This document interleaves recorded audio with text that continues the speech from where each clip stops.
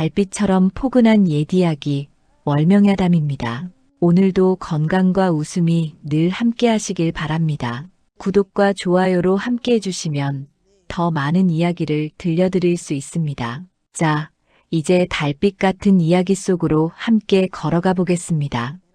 장터의 햇살은 따갑기 그지없었습니다. 한낮의 열기가 땅바닥을 지글지글 달구고 있을 때였지요.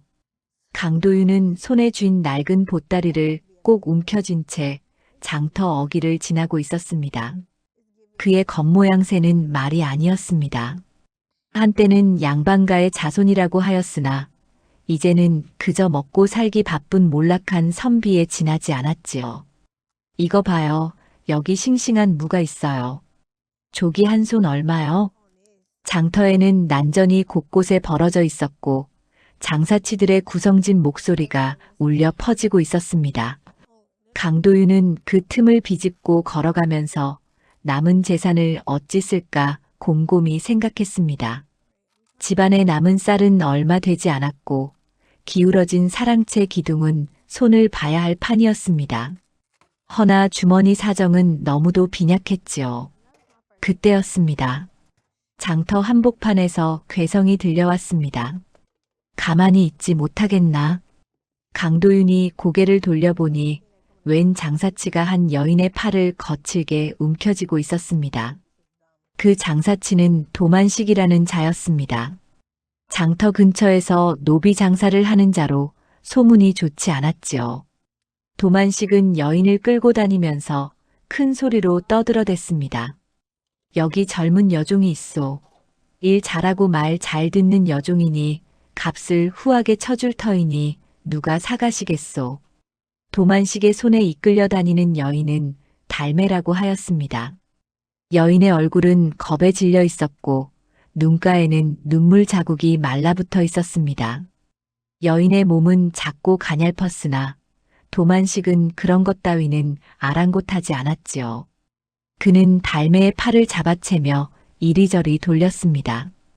보시오. 얼굴도 괜찮고 몸도 튼튼하니 집안종으로 쓰기에 더없이 좋소. 달매는 그저 고개를 숙인 채 몸을 떨 뿐이었습니다. 주변 사람들은 힐끔힐끔 쳐다보다가도 이내 고개를 돌렸습니다. 남의 일에 끼어들면 괜한 탈이 생기는 법이니 모두들 모른 척했지요. 강도윤은 그 광경을 보고 발걸음을 멈추었습니다. 가슴 한편이 답답하게 조여왔습니다. 저 여인은 얼마나 무서울까? 저렇게 끌려다니는 처지가 얼마나 서러울까? 강도윤 자신도 가세가 기울어 남의 집살이를 해본 적이 있었습니다. 남의 눈치를 보며 사는 것이 얼마나 괴로운 일인지 뼈저리게 알고 있었지요. 에이, 쳇. 오늘은 장사가 안 되는구먼. 도만식이 혀를 차며 달매를 더욱 거칠게 끌고 갔습니다. 달매는 비틀거리면서도 겨우 따라갔습니다. 그 모습을 보던 강도윤의 손이 저절로 움직였습니다. 보따리를 꼭 쥐고 있던 손에 힘이 들어갔지요. 외면하고 가면 그만이다. 나도 먹고 살기 바쁜 몸인데. 그러나 발걸음은 이미 도만식을 향해 움직이고 있었습니다. 강도윤은 자신도 모르게 앞으로 나아갔습니다. 도만식이 달매를 끌고 가려는 순간이었습니다. 잠깐 기다려보시오. 강도윤의 목소리에 도만식이 돌아보았습니다. 도만식은 강도윤을 위아래로 훑어보더니 코웃음을 쳤습니다. 뭐요? 사갈 거요? 그러하오. 도만식의 얼굴에 번쩍 욕심이 떠올랐습니다. 얼마나 낼 수 있소? 강도윤은 보따리를 풀었습니다. 그 안에는 마지막 남은 재산이 들어있었습니다. 쌀 몇 대와 엽전 몇 냥이 전부였지요. 그것을 모두 꺼내 도만식 앞에 내밀었습니다. 이게 전부요. 도만식은 그것을 보더니 인상을 찌푸렸습니다. 이게 뭐요? 이것뿐이란 말이오? 지금 제게 있는 건 이것뿐이요. 도만식은 한참을 궁리하더니 쌀과 엽전을 움켜쥐었습니다. 줬소. 가져가시오. 도만식은 달매를 밀어 넘겼습니다. 달매는 비틀거리다가 강도윤 앞에 주저앉았습니다. 도만식은 쌀과 엽전을 챙기더니 휙 돌아서서 사라졌습니다. 강도윤은 주저앉은 달매를 바라보았습니다. 달매는 고개를 들어 강도윤을 올려다보았습니다. 그 눈빛에는 두려움과 놀라움이 뒤섞여 있었지요. 강도윤은 조용히 말했습니다. 일어나시오. 달매는 천천히 몸을 일으켰습니다. 그리고 강도윤을 향해 고개를 깊이 숙였습니다. 입술이 파르르 떨렸습니다. 고맙습니다. 달매의 말투는 어눌했습니다. 혀가 짧은 듯 또박또박 말을 잇지 못했지요. 강도윤은 달매를 보며 고개를 끄덕였습니다. 따라오시오. 강도윤이 앞장서서 걷기 시작했습니다. 달매는 그 뒤를 조심스럽게 따라왔습니다. 장터를 빠져나와 구불구불한 골목길을 지나갔습니다. 한참을 걸어 마을 끝자락에 이르자 초라한 기와집 하나가 나타났습니다. 강도윤이 사는 집이었습니다. 여기가 내가 사는 곳이오. 이제부터 여기서 지내시오. 강도윤이 대문을 열고 들어갔습니다. 달매는 주춤거리다가 뒤따라 들어갔습니다. 마당에는 잡초가 무성했고 사랑채는 기둥이 기울어져 있었습니다. 곳곳이 허름하고 낡았지요. 달매는 마당에 서서 사방을 둘러보았습니다. 강도윤은 달매를 보며 말했습니다. 오늘은 늦었으니 안채에 있는 방을 쓰시오. 내일부터 집안일을 맡아주면 되겠소. 예. 달매는 고개를 끄덕였습니다. 강도윤은 안채 쪽을 가리켰습니다. 저기 방이 있으니 들어가서 쉬시오. 달매는 또다시 고개를 깊이 숙이고는 안채로 향했습니다. 걸음걸이는 조심스러웠고 몸가짐은 움츠러들어 있었습니다. 강도윤은 달매의 뒷모습을 바라보다가 한숨을 쉬었습니다. 남은 재산을 몽땅 털어 여종 하나를 사들였으니 앞으로 어찌 살아갈까. 막막한 마음이 들었습니다. 하나 후회는 없었습니다. 저 여인을 외면하고 가지 못했을 것이기 때문이었지요. 밤이 깊었습니다. 강도윤은 사랑채에 앉아 남은 곡식을 헤아려 보았습니다. 얼마 되지 않았습니다. 한 달을 버티기도 빠듯했지요.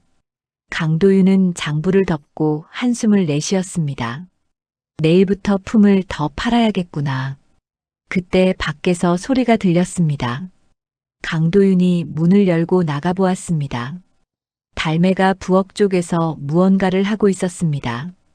강도윤이 다가가자 달매는 깜짝 놀라며 몸을 움츠렸습니다. 물을 좀 길어 놓으려고요. 달매는 우물가에서 두레박질을 하고 있었습니다. 물동이에 물을 가득 담고 있었지요. 강도윤은 그 모습을 보며 고개를 끄덕였습니다. 그러하시오. 그런데 밤이 깊었으니 이만 들어가서 쉬시오. 예.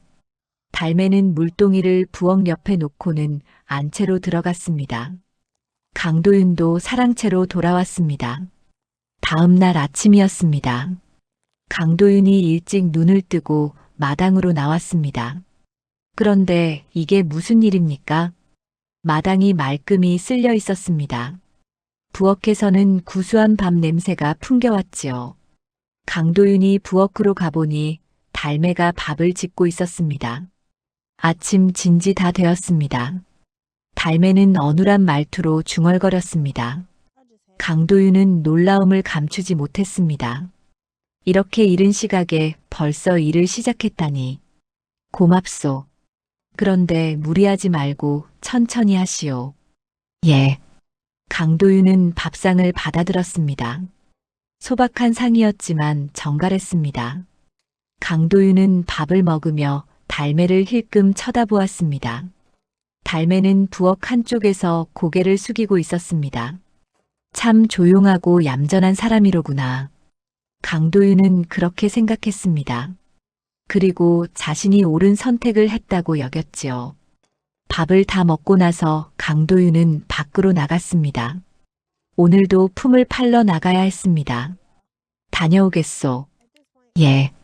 조심히 다녀오세요. 달매는 고개를 숙여 인사했습니다. 강도윤은 고개를 끄덕이고는 집을 나섰습니다. 강도윤이 떠나자 달매는 혼자 남았습니다. 한참을 우두커니 서 있던 달매는 천천히 몸을 돌려 집안을 둘러보았습니다. 낡은 기와와 기운 기둥, 잡초가 무성한 마당. 모든 것이 쓸쓸하고 초라했지요. 달매는 조용히 한숨을 내쉬었습니다. 그 한숨 소리는 작았지만 깊었습니다. 무언가 오래된 슬픔이 담긴 듯 했지요. 달매는 안채로 들어가 방문을 닫았습니다. 강도윤은 하루 종일 품을 팔고 저녁 무렵에야 집에 돌아왔습니다. 손에는 얼마 안 되는 품삯이 들려 있었지요.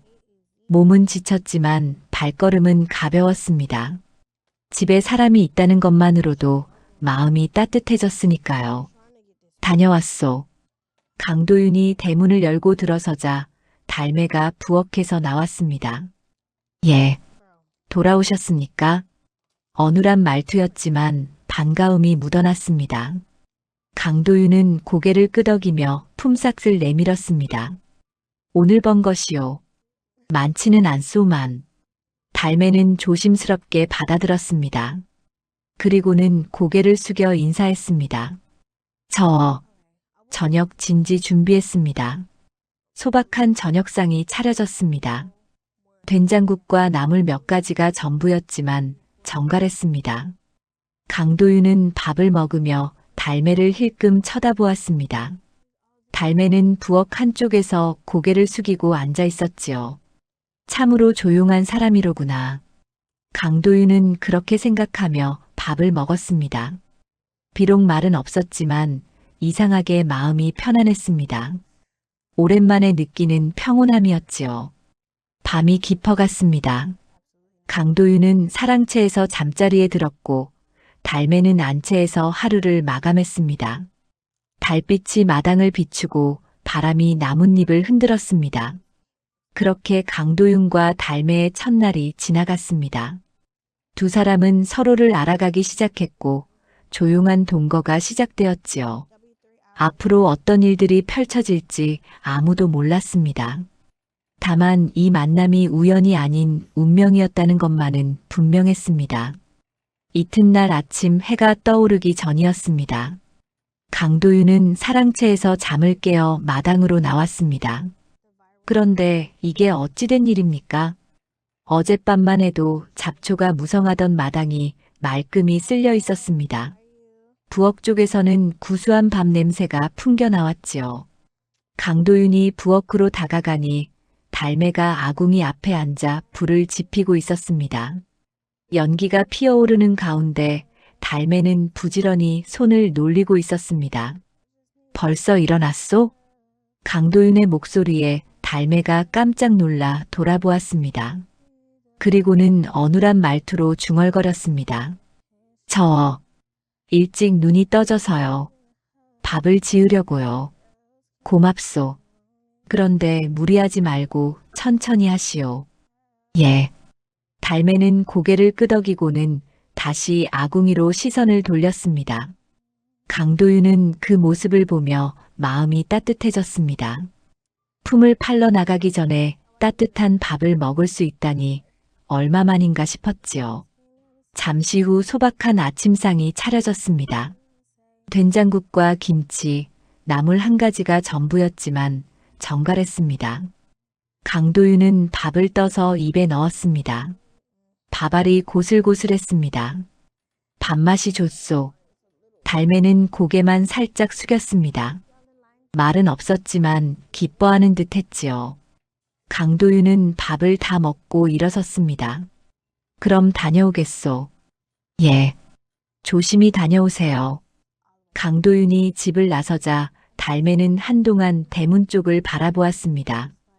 강도윤의 뒷모습이 골목 끝으로 사라질 때까지 지켜보았지요. 그러다 천천히 몸을 돌렸습니다. 어눌했던 표정이 사라졌습니다. 달매의 눈빛은 또렷해졌고 입가에는 단호한 기색이 서렸습니다. 달매는 마당을 가로질러 곳간으로 향했습니다. 곳간 문을 열자 텅 빈 공간이 드러났습니다. 쌀 항아리는 바닥이 보일 정도였고 보리도 얼마 남지 않았습니다. 달매는 항아리마다 손을 넣어 남은 곡식의 양을 가늠했습니다. 이걸로는 보름도 못 버티겠구나. 달매는 속으로 중얼거리며 곡간을 나왔습니다.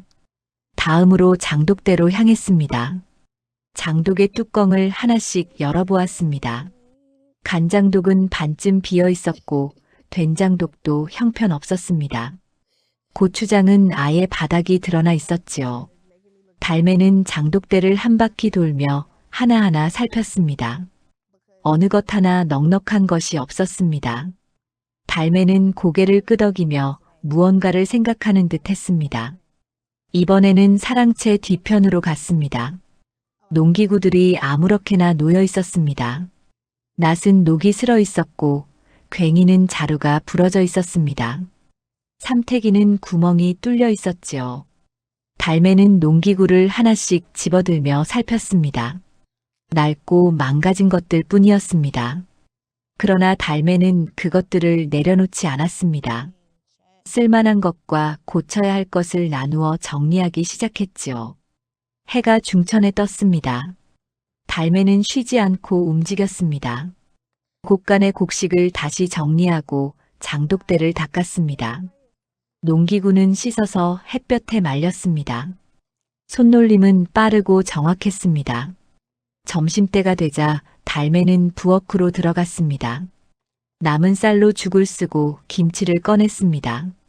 소박한 점심이었지만 아껴 먹어야 했지요. 달매는 죽을 한 그릇 떠서 천천히 먹었습니다. 오후가 되었습니다. 달매는 안채로 들어가 방 안을 정리했습니다. 먼지를 털고 이불을 개었습니다. 그러다 문득 발걸음을 멈추었습니다. 방 구석에 낡은 괴짝이 하나 놓여 있었습니다. 달매는 조심스럽게 다가가 괴짝을 열었습니다. 안에는 낡은 옷가지와 책 몇 권이 들어 있었습니다. 달매는 책을 꺼내 펼쳐보았습니다. 한자로 빼곡히 쓰인 글씨가 보였습니다. 달매의 눈이 글자를 따라 움직였습니다. 천천히 읽어 내려갔지요. 그러다 문득 책을 덮었습니다. 함부로 보면 안 되지. 달매는 책을 다시 괴짝에 넣고 뚜껑을 닫았습니다. 그리고는 방을 나왔습니다. 해가 서산으로 기울 무렵이었습니다. 강도윤이 품팔이를 마치고 돌아왔습니다. 손에는 품삯으로 받은 엽전 몇 냥과 곡식 조금이 들려 있었습니다. 몸은 지쳤지만 집에 돌아간다는 생각에 발걸음이 가벼웠지요. 다녀왔소. 대문을 열고 들어서자 달매가 마당에서 물동이를 나르고 있었습니다. 달매는 강도윤을 보더니 황급히 물동이를 내려놓고 다가왔습니다. 예. 돌아오셨습니까? 힘드셨지요? 괜찮소. 이게 오늘 품삯이요. 강도윤이 품삯과 곡식을 내밀자 달매는 두 손으로 받아들었습니다. 그리고는 부엌으로 가더니 재빨리 정리하기 시작했습니다. 강도윤은 사랑채 앞 평상에 앉아 달매를 지켜보았습니다. 달매는 곡식을 곡간으로 가져가 항아리에 담았습니다. 엽전은 따로 모아 헝겊에 싸서 보관했지요. 손놀림이 익숙했습니다. 집안일에 익숙한 모양이로구나. 강도윤은 그렇게 생각했습니다. 하지만 이상했습니다. 분명 어눌한 말투를 쓰고 바보 같은 척하는데 하는 일은 영락없이 알뜰한 살림꾼이었으니까요. 저녁상이 차려졌습니다. 달매는 낮에 준비해둔 나물과 된장국을 내왔습니다. 강도윤은 밥을 먹으며 달매에게 물었습니다. 오늘 무엇을 했소? 달매는 고개를 숙였습니다. 저 이것저것 정리했습니다. 마당도 쓸고 꽃간도 보고 그러했소? 강도윤은 고개를 끄덕였습니다. 더 이상 묻지 않았습니다. 달매가 스스로 이야기하기 전까지는 기다리기로 했지요. 며칠이 흘렀습니다. 달매는 매일 아침 일찍 일어나 집안일을 했습니다. 마당을 쓸고 밥을 짓고 빨래를 했습니다. 말은 여전히 어눌했지만 손은 정확했지요. 강도윤은 그런 달매를 보며 점점 의아해졌습니다. 어느 날 저녁이었습니다. 강도윤이 품삯을 가져오자 달매는 늘 하던 대로 정리했습니다. 그런데 이번에는 조금 달랐습니다. 날이. 달매가 조심스럽게 입을 열었습니다. 강도윤은 고개를 들어 달매를 보았습니다. 무슨 일이요? 장에 가실 때 이거 사오시면 좋을 것 같습니다. 달매가 작은 종이 쪽지를 내밀었습니다. 강도윤이 받아보니 거기에는 삼배실과 바늘, 기름종이 같은 것들이 적혀 있었습니다. 이것들이 필요하오? 예. 농기구도 고쳐야 하고 옷도 기워야 해서요. 달매는 고개를 숙인 채 중얼거렸습니다. 강도윤은 종이를 들여다보다가 고개를 끄덕였습니다.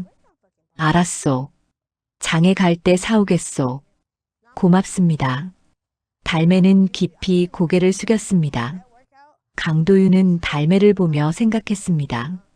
저 사람은 분명 보통 여종이 아니로구나. 그를 알고 살림을 꾸릴 줄 아는 사람이로구나. 하지만 강도윤은 묻지 않았습니다. 달매에게도 말하고 싶지 않은 과거가 있을 터였습니다.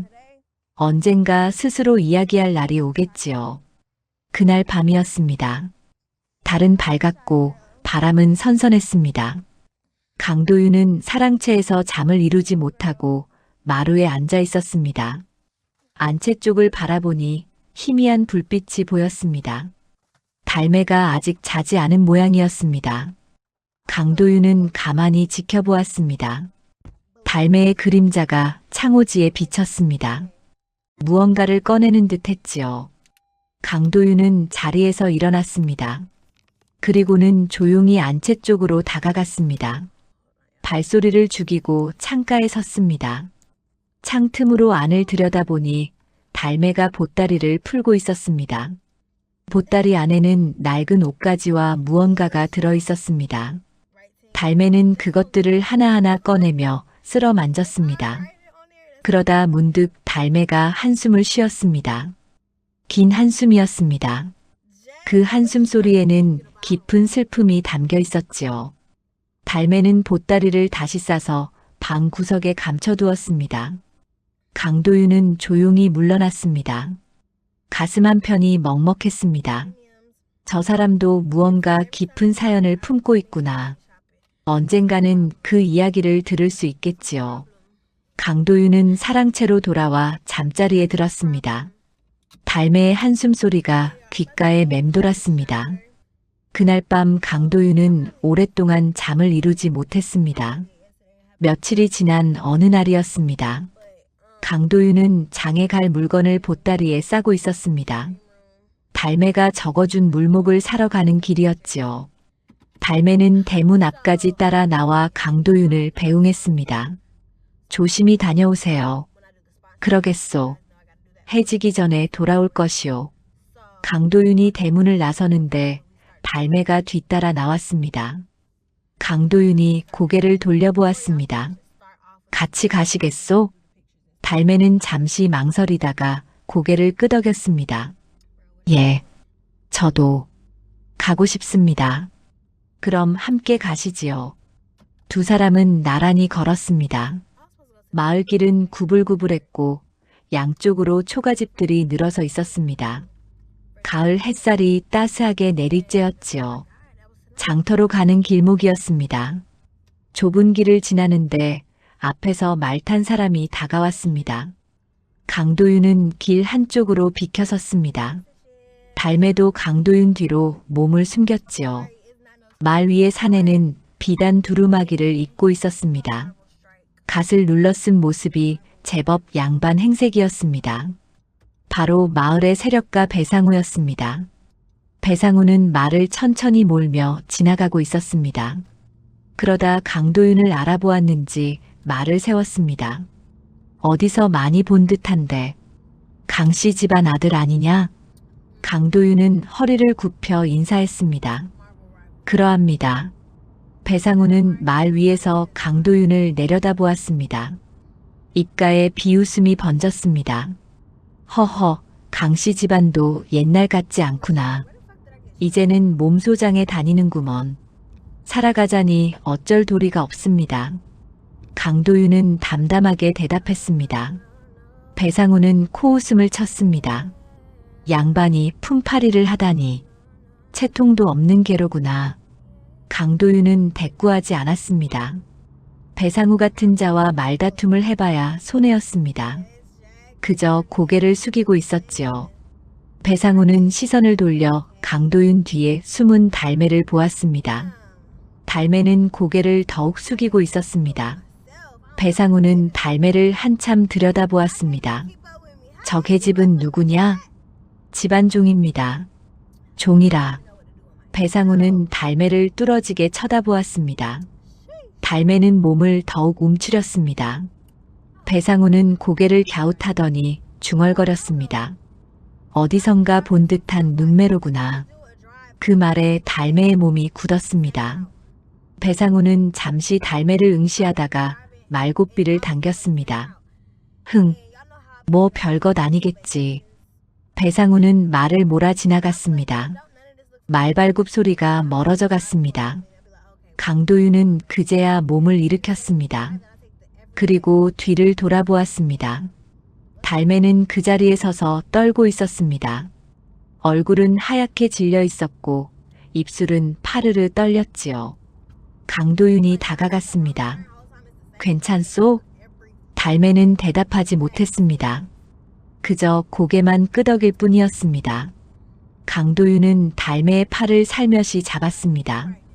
가시지요. 두 사람은 다시 걸었습니다. 하지만 달매의 발걸음은 무거웠습니다. 강도윤은 달매를 힐끔 쳐다보았습니다. 달매는 계속 고개를 숙이고 있었지요. 장터에 도착했습니다. 사람들이 북적거렸고 장사치들의 목소리가 요란했습니다. 강도윤은 달매가 적어준 물목대로 물건을 샀습니다. 삼배실과 바늘, 기름종이를 샀습니다. 달매는 강도윤 옆에 조용히 서 있었습니다. 말이 없었고 표정도 굳어 있었습니다. 강도윤은 물건을 다 사고 나서 달매에게 물었습니다. 뭔가 더 필요한 것이 있소? 달매는 고개를 저었습니다. 아니요. 됐습니다. 그럼 돌아가시지요. 두 사람은 집으로 향했습니다. 해가 서쪽으로 기울고 있었습니다. 가는 내내 달매는 말이 없었습니다. 강도윤도 묻지 않았습니다. 집에 도착했을 때는 해가 거의 진 뒤였습니다. 달매는 물건을 받아들고 안채로 들어갔습니다. 강도윤은 사랑채로 갔습니다. 저녁이 되었습니다. 달매가 저녁상을 차려왔습니다. 하지만 손이 떨려서 그릇을 제대로 놓지 못했습니다. 그릇이 기울어 국물이 엎질러졌지요. 아, 죄송합니다. 달매가 황급히 행주로 닦았습니다. 손은 계속 떨렸습니다. 강도윤은 달매의 손을 잡았습니다. 괜찮소. 천천히 하시오. 달매는 고개를 숙였습니다. 눈시울이 붉어졌습니다. 강도윤은 달매를 보며 물었습니다. 낮에 그 사람 때문에 놀랐소? 달매는 대답하지 않았습니다. 그저 입술만 깨물 뿐이었지요. 강도윤은 더 이상 묻지 않았습니다. 오늘은 일찍 쉬시오. 많이 피곤할 것이오. 예. 달매는 저녁상을 물리고 안채로 들어갔습니다. 강도윤은 혼자 남아 생각에 잠겼습니다. 배상우가 한 말이 떠올랐지요. 어디선가 본 듯한 눈매라. 강도윤은 고개를 저었습니다. 배상우와 달매 사이에 무슨 일이 있었을지 모르지만 지금 캐물을 때가 아니었습니다. 밤이 깊었습니다. 강도윤은 잠자리에 누웠지만 잠이 오지 않았습니다. 창밖으로 달빛이 들어왔습니다. 바람 소리가 들렸지요. 그때 안채 쪽에서 소리가 들렸습니다. 강도윤이 귀를 기울였습니다. 누군가 흐느끼는 소리 같았습니다. 달매였습니다. 강도윤은 자리에서 일어나 창가로 갔습니다. 안채 쪽을 바라보니 달매의 방에 불이 켜져 있었습니다. 창호지에 달매의 그림자가 비쳤지요. 달매는 방 안을 왔다 갔다 하고 있었습니다. 불안한 듯 계속 움직였습니다. 그러다 주저앉아 고개를 묻었습니다. 어깨가 들썩였지요. 강도윤은 가슴이 아팠습니다. 저 사람이 무엇 때문에 저리 괴로워하는가? 낮에 배상우를 만난 것이 그렇게 두려운 일이었던가? 강도윤은 안채로 가려다 멈추었습니다. 지금 가서 위로한다고 달매의 마음이 편해질까? 오히려 더 부담스러울지도 몰랐습니다. 강도윤은 사랑채로 돌아왔습니다. 그리고 창가에 앉아 달매의 방을 지켜보았습니다. 달매의 그림자가 한참 동안 움직이다가 마침내 잠잠해졌습니다.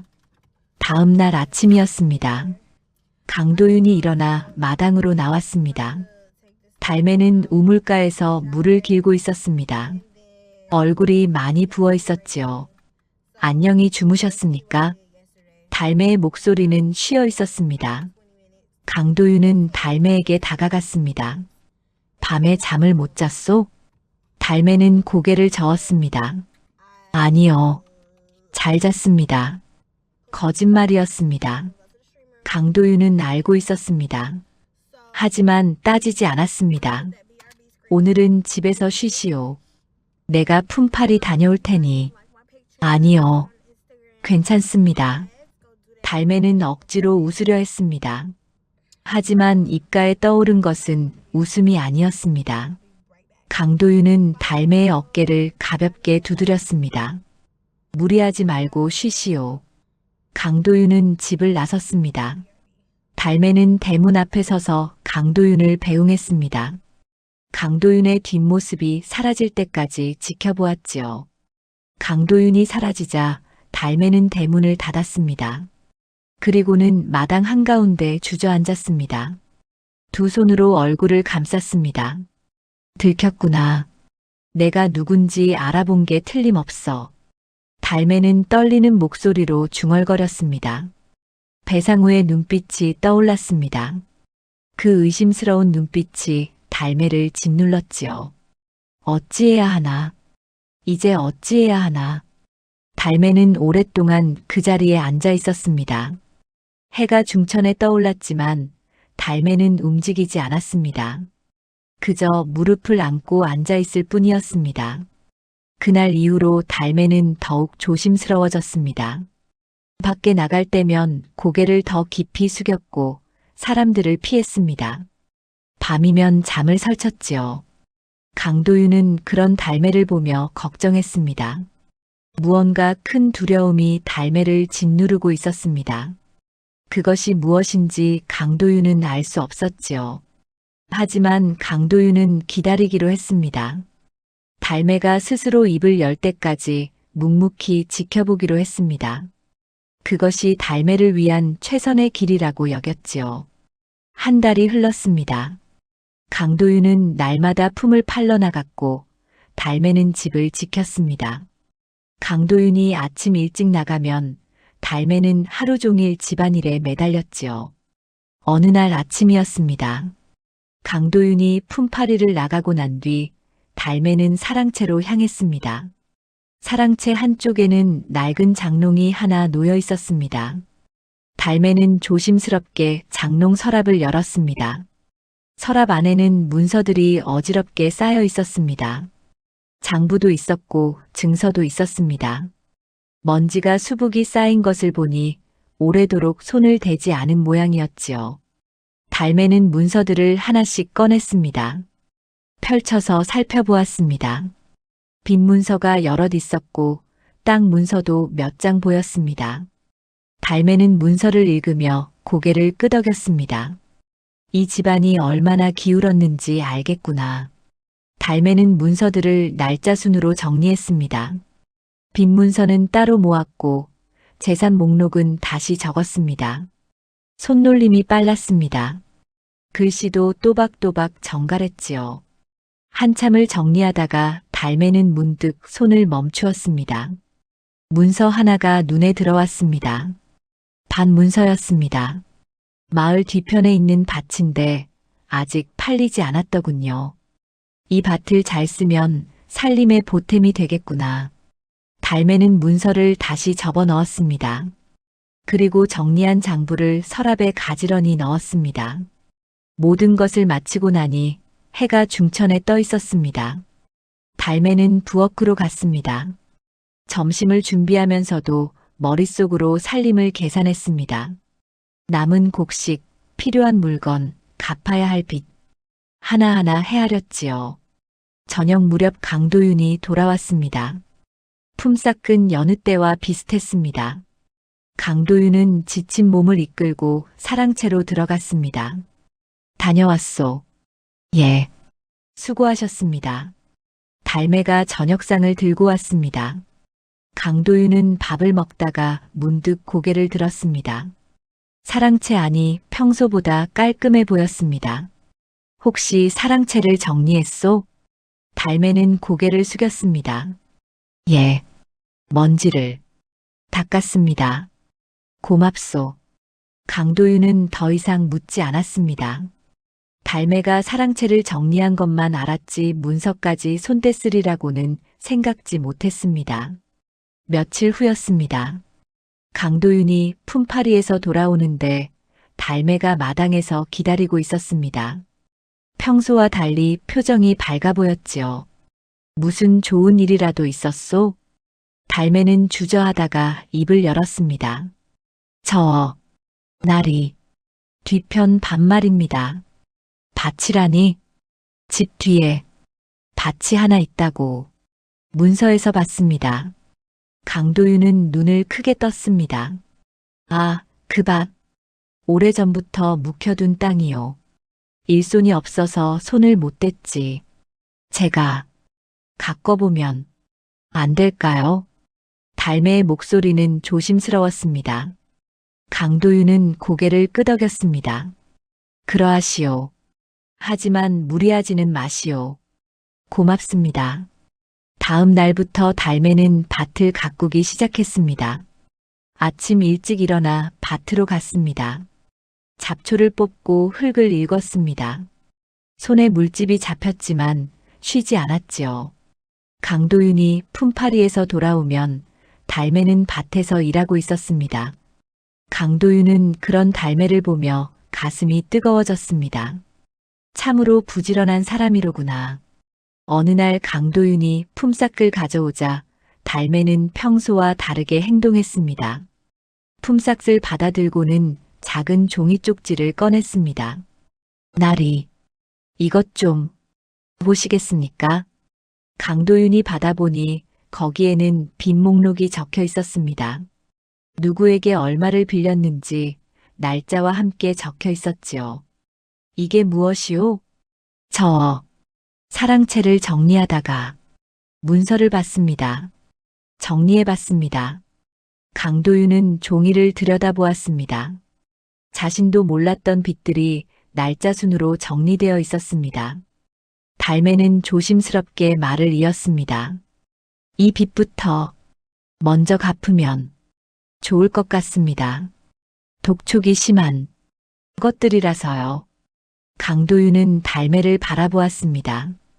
달매는 고개를 숙이고 있었습니다. 강도윤은 물었습니다. 어찌 이런 것까지 신경을 썼소?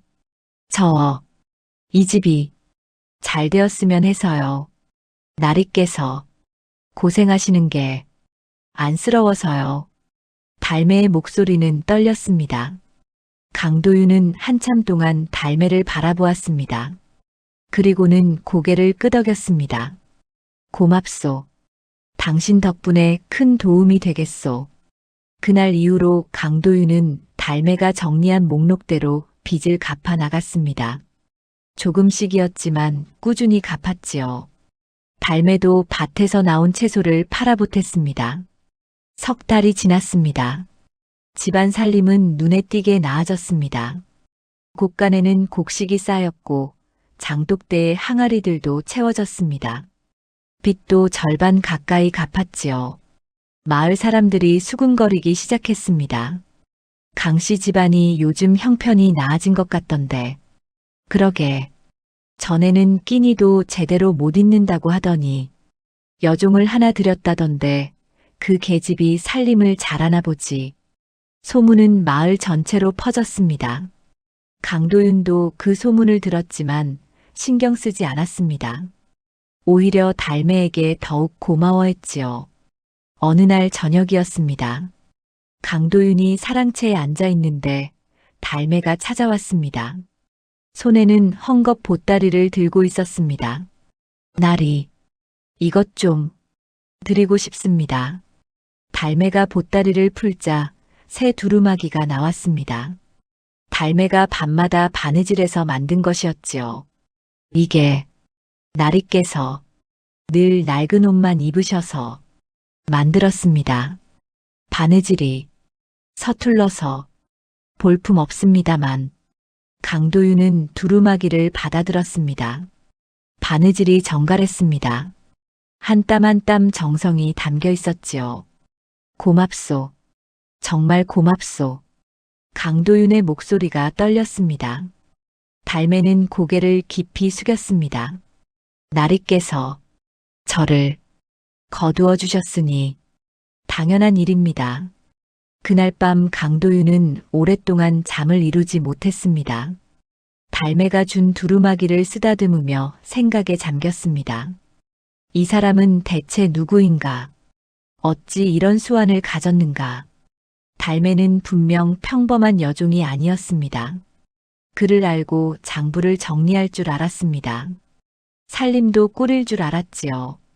하지만 여전히 바보처럼 말했고 조심스럽게 행동했습니다. 강도윤은 달매의 과거가 궁금했습니다. 하지만 묻지 않기로 했습니다.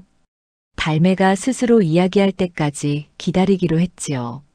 한편 달매는 안채에서 창밖을 바라보고 있었습니다. 달빛이 마당을 비추고 있었습니다. 달매는 작은 보따리를 무릎에 올려놓고 있었지요. 보따리 안에는 낡은 옷가지와 증서 하나가 들어 있었습니다. 달매는 증서를 꺼내 펼쳤습니다. 달빛 아래 글씨가 희미하게 보였습니다. 언젠가는 말해야 하겠지. 내가 누구인지, 어찌 여기까지 왔는지. 달매는 증서를 다시 접어 넣었습니다. 그리고 보따리를 꼭 껴안았습니다. 긴 한숨이 새어나왔지요. 밖에서는 바람이 불었습니다. 나뭇잎이 바스락거렸습니다. 달매는 창문을 닫고 잠자리에 누웠습니다.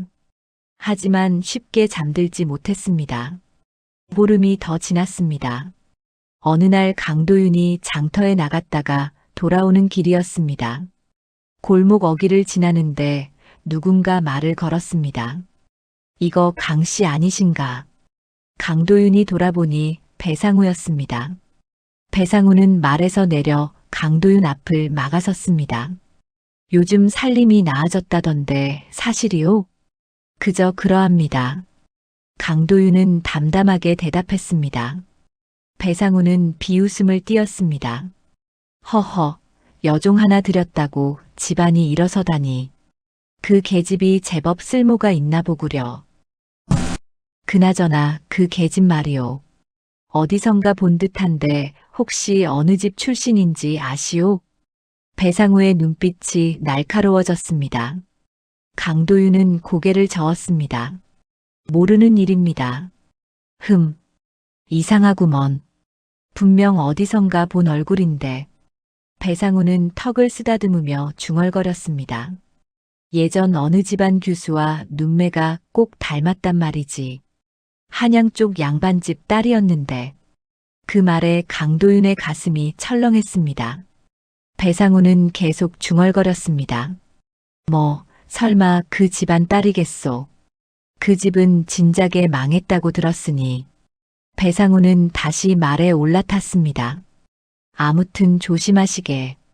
천한 것들은 믿을 게 못 되니까. 배상우가 말을 몰고 떠났습니다. 강도윤은 그 자리에 서서 한참을 생각에 잠겼습니다. 한양 쪽 양반집 딸이라. 강도윤은 서둘러 집으로 돌아왔습니다. 해는 이미 뉘엿뉘엿 지고 있었습니다. 집에 도착하니 달매가 저녁 준비를 하고 있었습니다. 다녀오셨습니까? 그러하오. 강도윤은 달매를 유심히 보았습니다. 달매는 평소처럼 고개를 숙이고 있었습니다. 강도윤은 배상우가 한 말을 달매에게 하지 않기로 했습니다. 저녁을 먹고 난 뒤였습니다. 강도윤은 사랑채에서 책을 읽고 있었습니다. 달이 밝은 밤이었습니다. 창밖으로 달빛이 은은하게 들어왔지요. 문득 목이 말라 물을 마시러 나왔습니다.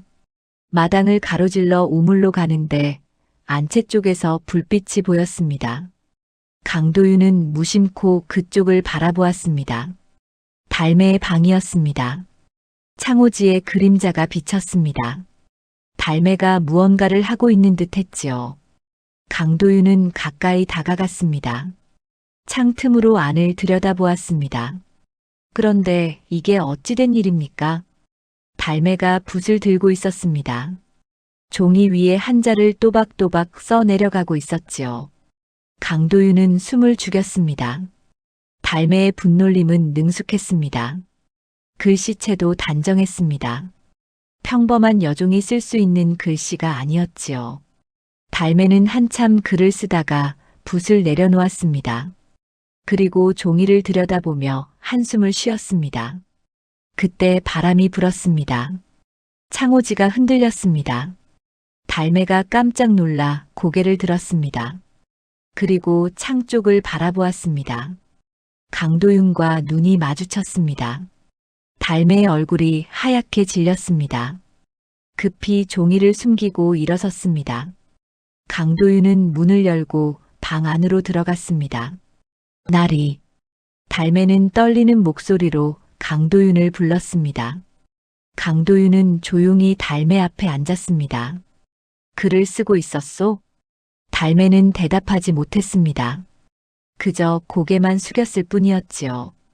강도윤은 달매가 숨긴 종이를 가리켰습니다. 보여주시겠소? 나리. 저는. 달매의 눈에 눈물이 고였습니다. 강도윤은 부드럽게 말했습니다. 괜찮소. 보여주시오. 달매는 떨리는 손으로 종이를 꺼냈습니다. 강도윤이 받아보니 거기에는 시 한 수가 적혀 있었습니다. 유려한 필체로 쓰인 시였지요. 강도윤은 시를 읽었습니다. 고향을 그리워하는 내용이었습니다. 부모를 그리워하고 옛집을 그리워하는 애절한 시였지요. 참으로 좋은 글이요. 강도윤이 종이를 내려놓으며 말했습니다. 달매는 고개를 들지 못했습니다. 나리. 용서해 주십시오. 제가 속였습니다. 무엇을 속였다는 것이오? 저는 그를 알면서도 모르는 척했습니다. 여종 주제에 그를 안다는 것이 두려워서. 달매의 목소리가 떨렸습니다. 강도윤은 달매의 어깨를 가볍게 두드렸습니다.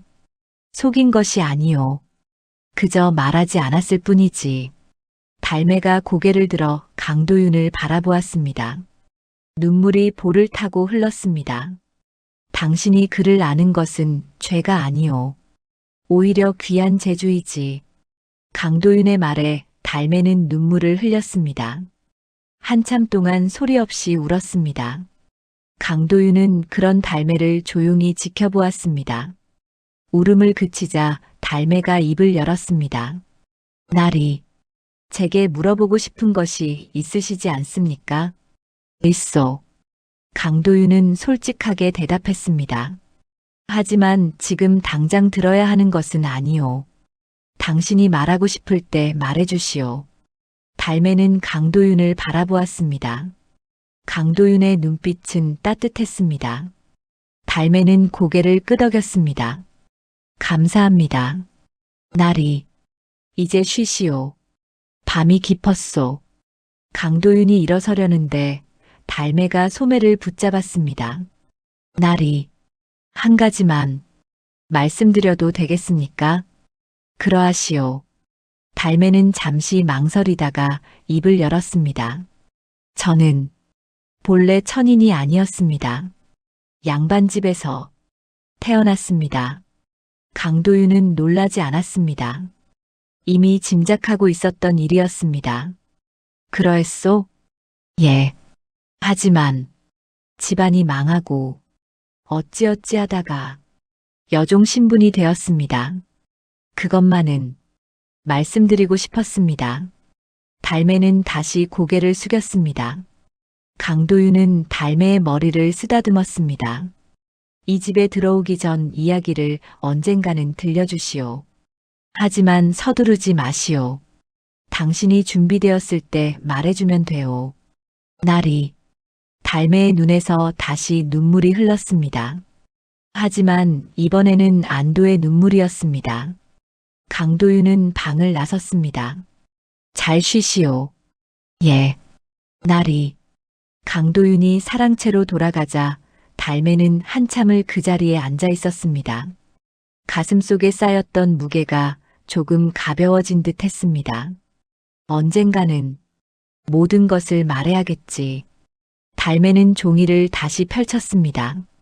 자신이 쓴 시를 읽었습니다. 그리고 조용히 접어서 보따리 안에 넣었습니다. 밖에서는 달빛이 마당을 비추고 있었습니다. 바람이 불어 나뭇잎을 흔들었습니다. 달매는 창문을 열고 밤하늘을 올려다보았습니다. 별들이 반짝이고 있었습니다. 달매는 별을 보며 고향을 떠올렸습니다. 아버지의 얼굴이 떠올랐지요. 이제는 다시 볼 수 없는 얼굴이었습니다.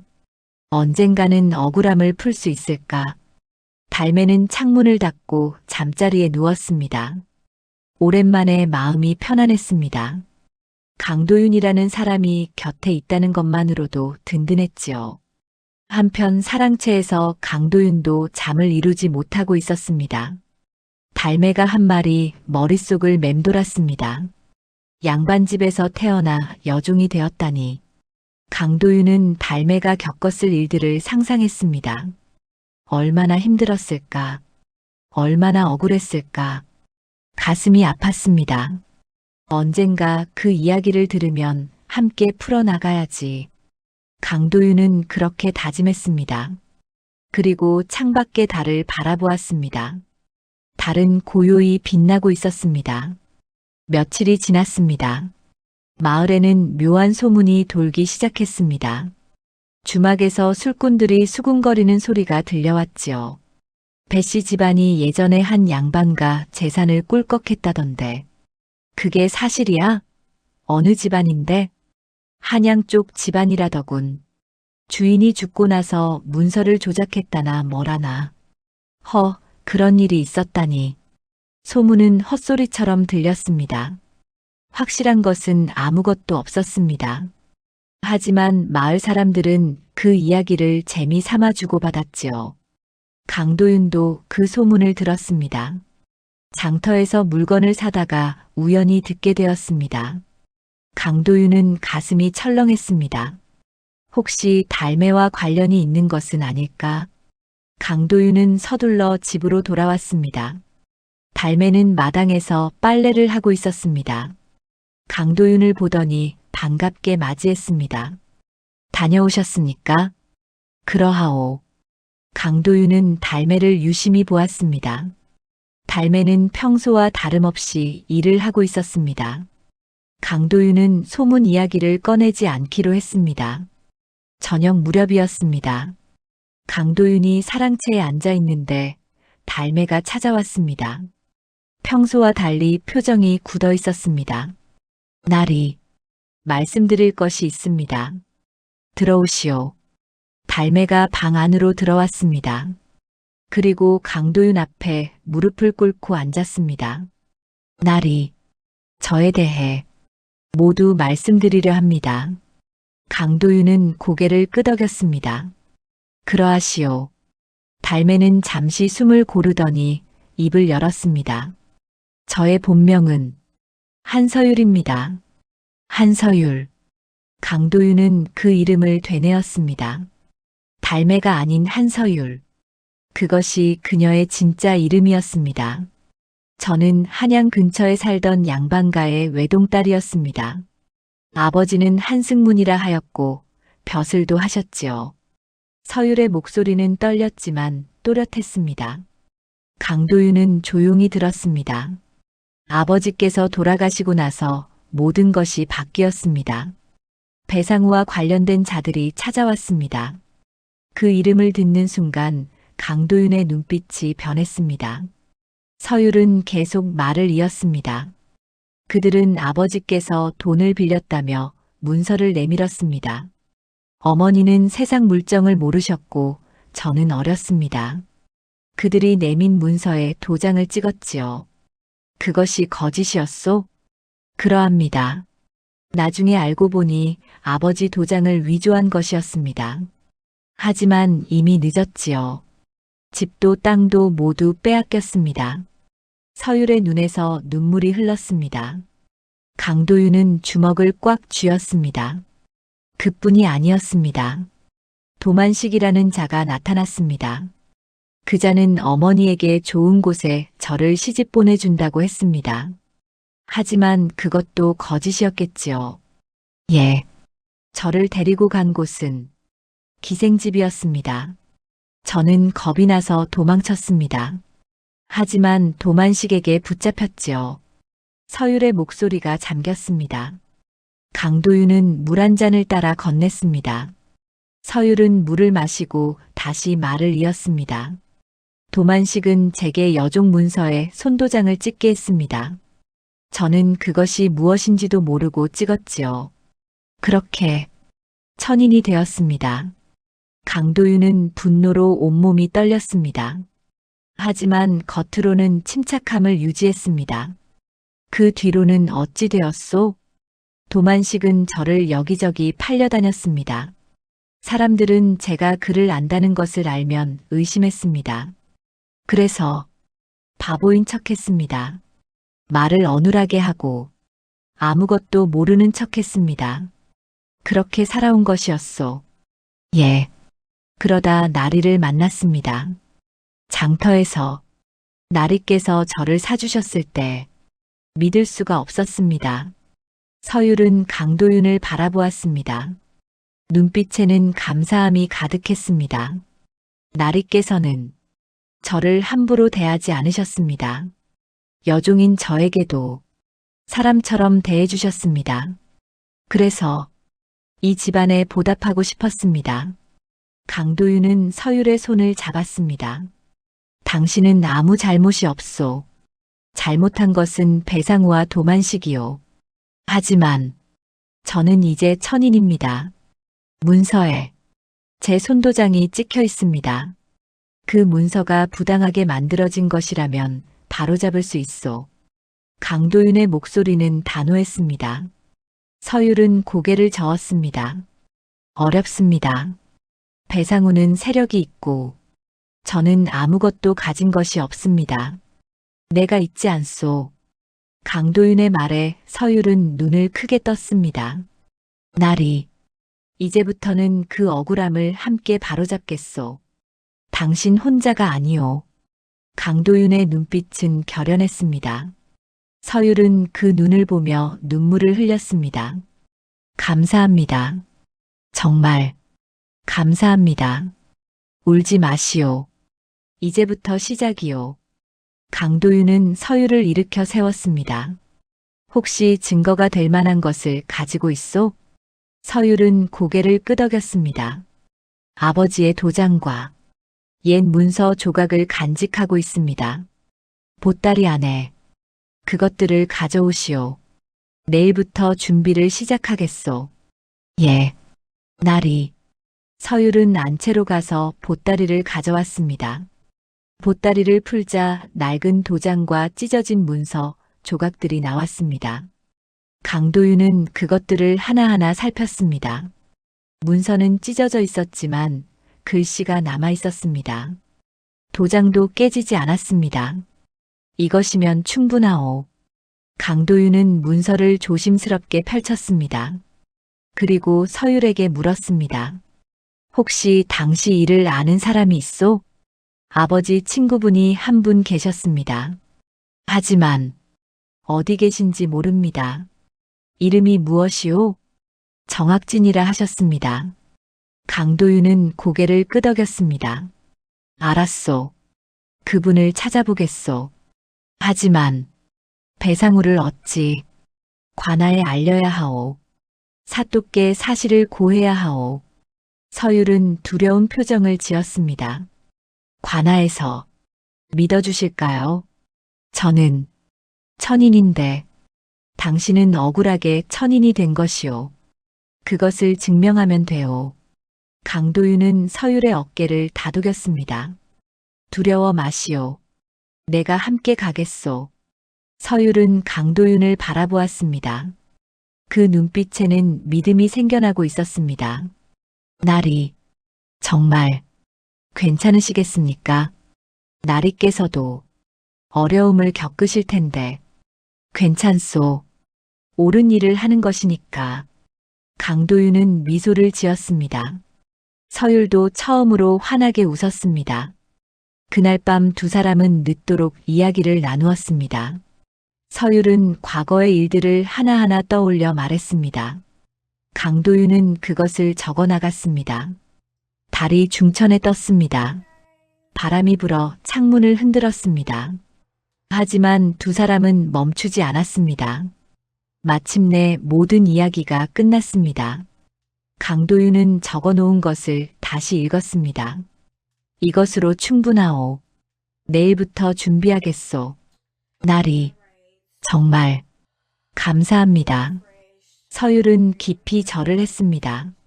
강도윤은 서율을 일으켜 세웠습니다. 이제 쉬시오. 앞으로 힘든 일이 많을 것이오. 예, 나리. 서율은 안채로 돌아갔습니다. 강도윤은 사랑채에 남아 창밖을 바라보았습니다. 이제 시작이로구나. 배상우와의 싸움이. 강도윤은 각오를 다졌습니다. 서율의 억울함을 반드시 풀어주리라. 그것이 강도윤의 결심이었습니다. 다음 날 새벽부터 강도윤은 글을 쓰기 시작했습니다. 서율이 말한 내용을 정리하여 탄원서를 만들었지요. 붓을 들고 밤새 글을 썼습니다. 서율은 옆에서 조용히 지켜보았습니다.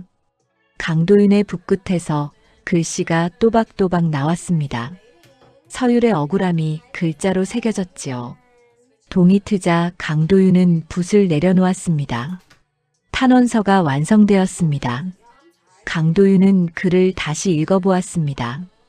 이것이면 되겠소. 서율은 탄원서를 보며 눈물을 흘렸습니다. 자신의 한이 글로 담긴 것을 보니 가슴이 벅찼습니다. 나리, 이렇게까지 해주시다니. 당연한 일이오. 이제 관아로 가야 하오. 강도윤은 탄원서를 조심스럽게 접었습니다. 그리고 서율이 간직하던 도장과 문서, 조각도 함께 챙겼습니다. 나리, 저도 함께 가겠습니다. 위험할 수 있소. 괜찮습니다. 제 일인데 제가 나서야지요. 서율의 눈빛은 단호했습니다. 강도윤은 고개를 끄덕였습니다. 그럼 함께 가시지요. 두 사람은 관아로 향했습니다. 해가 떠올랐고 마을 사람들이 하나둘 거리로 나왔습니다. 강도윤과 서율은 사람들의 시선을 받으며 걸었지요. 관아에 도착했습니다. 문 앞에는 나졸들이 지키고 있었습니다. 강도윤이 나졸에게 말했습니다. 사또께 올릴 글이 있소. 전해주시오. 나졸이 강도윤을 위아래로 훑어보았습니다. 무슨 일이오? 억울한 일을 고하려 왔소. 나졸은 코웃음을 쳤습니다. 억울한 일이야 세상에 많지. 사또께서 바쁘신데 함부로 뵐 수 있겠소? 이 글만 전해주시오.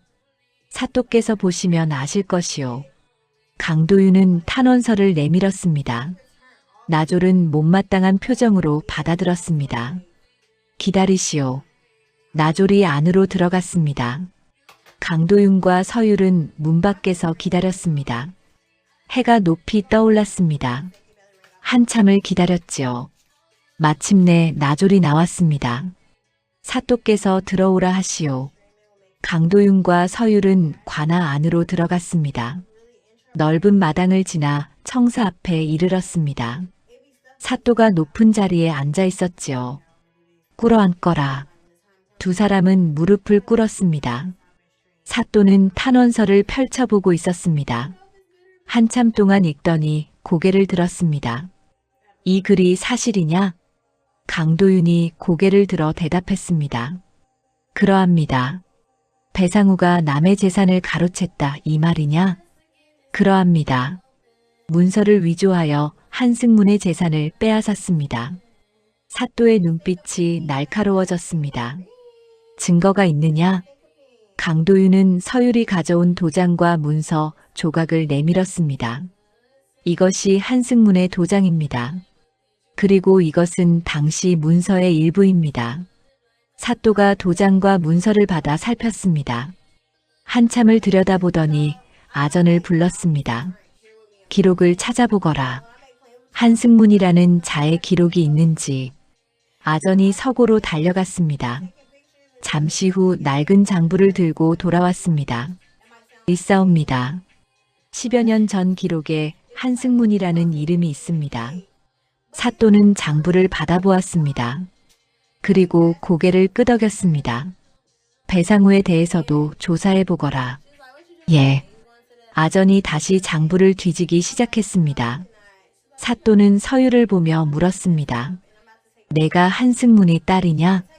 서율이 고개를 들었습니다. 그러합니다. 어찌 여종이 되었느냐? 도만식이라는 자가 속여서 문서에 손도장을 찍게 했습니다. 사또는 턱을 쓰다듬었습니다. 도만식이라. 그자도 조사가 필요하겠구나. 사또는 나졸들을 불렀습니다. 배상우와 도만식을 잡아오거라. 예. 나졸들이 밖으로 나갔습니다. 사또는 강도윤과 서율에게 말했습니다. 일단 돌아가 기다리거라. 조사가 끝나면 다시 부르겠다. 감사합니다. 강도윤과 서율은 절을 하고 관아를 나왔습니다. 밖으로 나오니 해가 한낮에 떠 있었습니다. 날이 정말 들어주실까요? 서율의 목소리는 떨렸습니다. 강도윤은 서율의 손을 잡았습니다. 사또께서 조사하신다 하셨소. 믿고 기다리시오. 두 사람은 집으로 돌아왔습니다. 하지만 마음이 편치 않았습니다. 배상우가 순순히 잡혀올까? 도만식은 어디 있을까? 걱정이 태산 같았지요. 사흘이 지났습니다. 관아에서 사람이 왔습니다. 나졸이었습니다. 배상우를 잡아왔소. 내일 신문이 있을 것이니 관아로 나오시오. 나졸이 가고 난 뒤 서율은 떨었습니다. 날이 무섭습니다. 배상우를 마주하는 것이 두려워 마시오. 내가 곁에 있소. 강도윤은 서율을 안심시켰습니다. 하지만 속으로는 긴장했습니다. 배상우는 세력이 있는 자였습니다. 쉽게 물러서지 않을 터였지요. 다음 날이었습니다. 강도윤과 서율은 관아로 갔습니다. 청사 안에는 배상우가 서 있었습니다. 배상우는 강도윤을 보더니 비웃었습니다. 허허, 몰락한 양반 주제에 나를 고발했다지. 사또가 호통을 쳤습니다. 조용히 하거라. 배상우는 입을 다물었습니다. 하지만 눈빛은 여전히 거만했지요. 사또가 물었습니다. 배상우, 내가 한승문의 재산을 가로챘느냐? 아닙니다. 한승문이 제게 빚을 졌고 그 빚을 갚지 못해 재산을 넘긴 것입니다. 문서가 있느냐? 있습니다. 배상우는 품에서 문서를 꺼냈습니다. 사또가 받아보았습니다. 문서에는 한승문의 도장이 찍혀 있었습니다. 이것을 보십시오. 분명히 도장이 찍혀 있습니다. 배상우는 자신만만했습니다. 사또는 문서를 들여다보았습니다. 그리고 서율이